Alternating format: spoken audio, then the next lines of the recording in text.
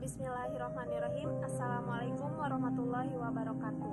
Perkenalkan, nama saya Putri Indriani dengan NIM 1902548. Saya mahasiswa dari kelas 2C semester 4, Prodi D3 Keperawatan UPI Kampus Medang.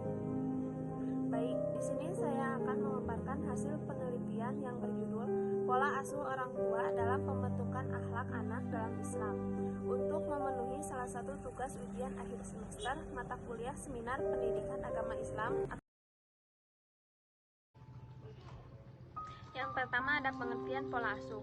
Menurut Baumrin yang dikutip oleh Mualifah, pola asuh pada prinsipnya merupakan parental control, yakni bagaimana orang tua mengontrol, membimbing dan mendampingi anak-anaknya untuk melaksanakan tugas-tugas perkembangannya menuju pada proses pendewasaan.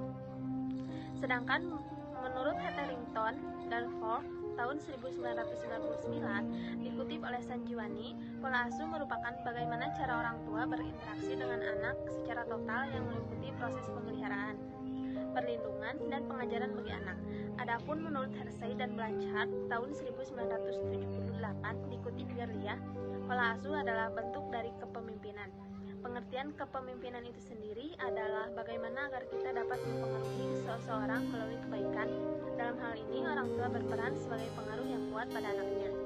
Yang kedua, ada macam-macam pola asuh. Dalam mengelompokkan pola asuh orang tua dalam mendidik anak, para ahli mengemukakan pendapat yang berbeda-beda, yang antara satu sama lain hampir mempunyai persamaan. Dr. Paul menggolongkan pengelolaan anak ke dalam 4 macam pola, yaitu kasar dan tegas.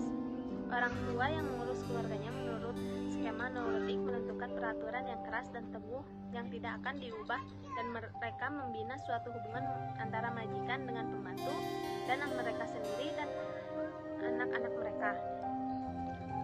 Lalu, baik hati dan tidak tegas. Metode pengelolaan anak ini cenderung membuahkan anak-anak nakal yang manja, yang lemah dan yang tergantung, dan yang bersifat kekanak-kanakan secara emosional. Lalu ada kasar dan tidak tegas. Inilah kombinasi yang menghancurkan. Kekasaran tersebut biasanya diperlihatkan dengan keyakinan bahwa anak dengan sengaja berperilaku buruk dan ia bisa memperbaikinya bila ia mempunyai kemauan untuk itu. Lalu yang terakhir ada baik hati dan tegas. Orang tua tidak ragu untuk membicarakan dengan anak-anak mereka tindakan yang mereka tidak setujui. Namun dalam melakukan hal ini, mereka membuat suatu batas, hanya memusatkan selalu pada tindakan itu sendiri, tidak pernah si anak atau pribadinya. Ada 4 tipe macam pola asuh yang dikembangkan pertama kali oleh Diana Baumrin tahun 1997 dalam Uswatun Hasanah tahun 2012, yaitu pola asuh autoritatif, yaitu demokratis, authoritarian, yaitu otoriter, permisif, dan penelantar. Yang ketiga, ada faktor yang mempengaruhi pola asuh orang tua. Menurut Musen tahun 1994, ada 3 faktor yang mempengaruhi pola asuh. Yang pertama, yaitu budaya setempat. Budaya di lingkungan keluarga juga mempengaruhi pola asuh yang nantinya diterapkan oleh orang tua terhadap anaknya. Hal tersebut sama seperti pendapat Budrus yang menyatakan bahwa banyak orang tua yang memperbolehkan anak-anaknya untuk mempertanyakan tindakan orang tua dan berargumentasi tentang aturan dan standar moral. Sebaliknya, di Meksiko, perilaku seperti itu dianggap tidak sopan dan tidak pada tempatnya. Yang kedua, lingkungan tempat tinggal. Lingkungan tempat tinggal mempengaruhi cara orang tua dalam penerapan pola asuh terhadap anaknya. Hal tersebut dapat dilihat jika keluarga tinggal di kota besar, kemungkinan besar orang tua akan mengontrol anak karena rasa khawatir. Sedangkan keluarga yang tinggal di daerah pedesaan, kemungkinan orang tua tidak begitu khawatir terhadap anaknya. Yang ketiga, status sosial ekonomi. Status sosial ekonomi juga mempengaruhi tipe pola asuh yang diterapkan orang tua terhadap anaknya. Keluarga dari kelas sosial yang berbeda tentunya mempunyai pandangan yang juga berbeda tentang bagaimana cara menerapkan pola asuh yang tepat dan dapat diterima bagi masing-masing anggota keluarga. Lalu ada peran dan tanggung jawab orang tua terhadap anak.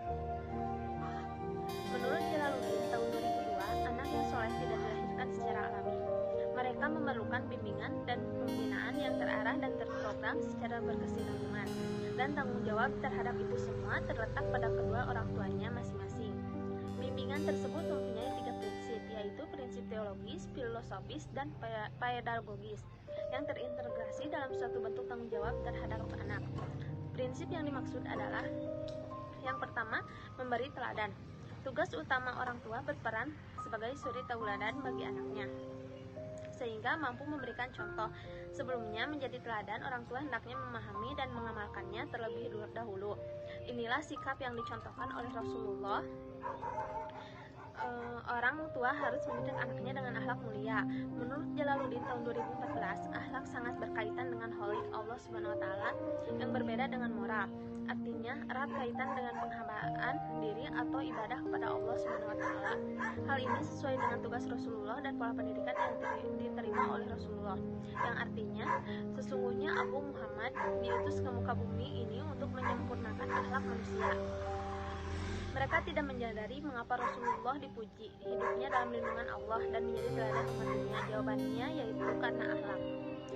Akhlak tersebut sebagai benteng pertahanan anak dari pengaruh budaya asing yang sangat merusak moral anak. Yang kedua, memelihara anak. Menurut Jalaluddin tahun 2002, makanan dan minuman memenuhi persyaratan halal hukumnya dan thayyibahnya. Halal dari segi mencari dan mendapatkannya, seperti berdagang, menjadi guru dan berbisnis. Thayyib dari segi kandungan gizinya, seperti nasi, daging, jagung, susu, tempe, dan tahu, atau yang dikenal dengan makanan 4 sehat 5 sempurna. Sebagaimana Allah berfirman, yang artinya makanlah dan minumlah rezeki yang diberikan Allah dan janganlah berkeliaran di muka bumi ini dengan berbuat kerusakan. Quran Surat Al-Baqarah ayat 60. Yang ketiga, membiasakan anak sesuai dengan perintah agama. Ibnu Miskawi tahun 1967 dalam kitabnya Tabiz al-Akhlaq menjelaskan bahwa akhlak adalah keadaan jiwa yang mengajak atau mendorong seorang untuk melakukan perbuatan-perbuatan tanpa dipikirkan dan diperhitungkan sebelumnya.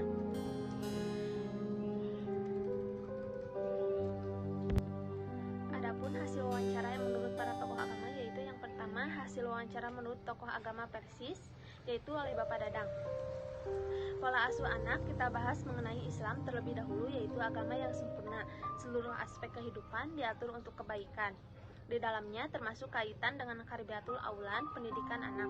Yang paling punya kepentingan sebenarnya itu adalah ayah. Mau tidak mau, Al-Quran selalu mengajak pada setiap rumah tangga bagaimana ayah tersebut menjadi sosok yang dikagumi bukan hanya oleh istri tetapi oleh anaknya juga. Seiring dengan waktu berjalan, berproses dan bergeser, suri tauladan anak dengan sosok ayah menjadi lebih mau menghilang. Contohnya, orang tua bertanya kepada anaknya lebih memilih HP atau ayah, pasti semua anak lebih memilih HP. Ini hal kecil tetapi harus menjadi evaluasi bagi orang tua. Tetapi jangan sampai anak tersebut merasa tidak butuh, malah lebih membutuhkan uang, di mana kekurangan kesalahan peran ayah sibuk bekerja jadi berkomunikasi dengan anak terbatas. Pada zaman modern itu, sebagian besar ayah hanya memberi uang, tidak peduli anaknya mau bergaul dengan siapapun. Pola itu yang sering terjadi sekarang, maka harus mencoba merubah pola itu dengan quality time dengan keluarga.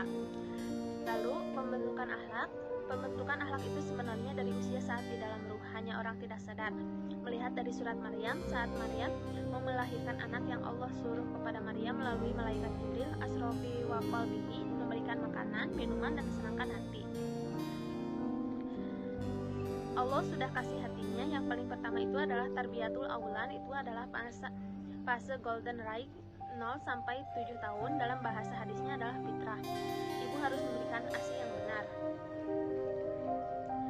Kendala yang dialami yaitu pertama dari orang tua sendiri. Anak tidak mungkin jauh dari sifat orang tuanya. Yang paling sulit bagaimana ibu atau ayahnya yang binafsihi itu memperbaharui akhlak anaknya. Penjelasan tentang akhlak. Akhlak itu sikap atau karakter perilaku. Kepribadian akhlak itu bisa ditangkap dengan aksesoris. Akhlak itu cerminan dari jiwa, iman, dan takwa kita kepada Allah Subhanahu wa taala. Akhlak itu penting bagi kehidupan, bahkan menjadi standar ukur dakwahnya Nabi Muhammad SAW. Yang kedua, ada hasil wawancara menurut tokoh agama NU, yaitu Bapak Irfan. Setiap orang tua pasti berbeda dalam mengasuh anak-anaknya. Ada yang seperti contohnya dalam segi pendidikan SD, SMP, SMA, dan perguruan tinggi. Ada jenjang-jenjang atau perbedaan dalam mengurus anak tersebut. Contohnya itu orang tua yang anaknya ingin bisa mengaji, yaitu pola asuhnya dengan cara dimasukkan ke pesantren. dan diikutsertakan ke dalam pelatihan keagamaan atau pesantren kilat. Pembentukan akhlak menurut agama itu bagusnya mungkin dari sejak dalam kandungan pun sudah dibentuk dengan cara kita atau ibu yang sedang hamil sering membaca ayat-ayat Al-Quran seperti Al-Kahfi. Sedangkan dari pembentukan karakter lebih dominannya dari sejak dini juga harus sudah diterapkan mana yang baik dan mana juga yang buruk. Adapun macam-macam pola asuh yang saya ketahui yaitu pola asuh otoriter dan pola asuh permisif. Banyak macam-macam pola asuh yang diterapkan pada anak, namun yang saya perbuat seperti menyesuaikan dengan karakter anak terlebih dahulu, lalu anak menuruti perintah orang tua atau tidak menyeleweng. Jadi orang tua itu ketika mendidik anak selalu menyesuaikan situasi dan kondisi dari karakter anak tersebut. Adapun peran dan tanggung jawabnya yaitu orang tua sangatlah penting. Yang pertama itu dalam tingkatan itu tidak sama orang tua, bisa juga oleh guru. Yang pertama itu orang tua itu bisa dikatakan sekolah pertama kita. Maksudnya, sekolah pertama orang tua kita misalkan ibu kita yang melahirkan. Dulu saya pernah buat makalahnya tentang peran orang tua dalam kenakalan remaja sekarang berperan kebanyakan karena zaman sekarang banyak anak-anak yang nakal gara-gara orang tua. Jadi sangat berperan karakter-karakter tersebut. Kendala yang sering dihadapinya yaitu faktor dari kita sendiri ataupun antara pola yang diterapkannya kendalanya itu oleh orang tua. Maka anak tersebut polanya tidak sesuai, itu kendala yang pertama. Karena saya juga dulu didik oleh orang tua itu sesuai dengan karakter dan kondisi saya, dan itu menjadi kendala kedua. Akhlak adalah sikap atau perilaku yang ada pada diri kita, baik atau buruknya. Bahkan akhlak itu ada dua bagian, khususnya setiap manusia mempunyai akhlak baik atau buruk. Dan yang ketiga ada hasil wawancara menurut tokoh masyarakat Bapak Kamil dan Ustazah Siti Khadijah. Menurut Bapak Kamil, dalam ajaran Islam, usia itu akan menentukan masa anak dengan diberi contoh diarahkan, disarankan, terakhir ditekankan. Anak dari usia 0 sampai 5 tahun diberi contoh seperti ke masjid, orang tua rajin sholat, rajin baca buku. Usia 5 sampai 7 tahun diajarkan seperti mengajak sholat atau diajak. Usia 7 sampai 10 tahun diarahkan contohnya sholat. Dari 10 tahun diperintahkan seperti sholat, sudah mulai ditekankan harus sholat. Lalu lebih dari 15 tahun di sini lebih ke berbagi pendapat, diberi wawasan. Manusia itu adalah hamba suasana, sangat mudah beradaptasi dilihat dari masalah sosial. Faktor sosial pada psikis orang akan terpengaruhi pula oleh suasana. Peran dan tanggung jawab orang tua itu harus nomor satu. Dari sejak awal masih anak di dalam kandungan, orang tua juga harus melakukan pembiasaan-pembiasaan yang baik karena hal tersebut akan nyambung ke janin yang sedang dikandungnya.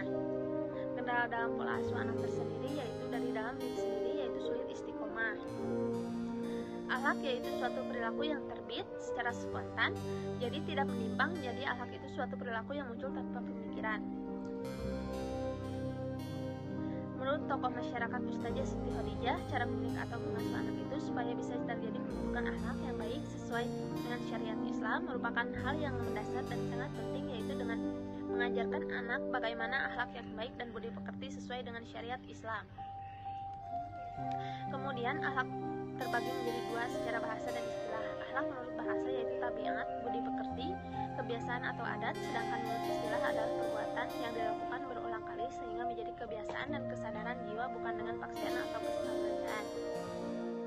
Demikian pemaparan hasil penelitian yang dapat saya sampaikan pada kesempatan kali ini. Semoga dapat bermanfaat bagi kita semua dan dapat kita aplikasikan ke dalam kehidupan sehari-hari kita. Lebih dan kurangnya mohon dimaafkan, yang benar datangnya dari Allah SWT, dan yang hilaf atau keliru itu datangnya dari saya pribadi sebagai manusia biasa yang tidak pernah luput dari kesalahan. Akhirul kalam, wabillahi taufiq wal hidayah. Wassalamualaikum warahmatullahi wabarakatuh.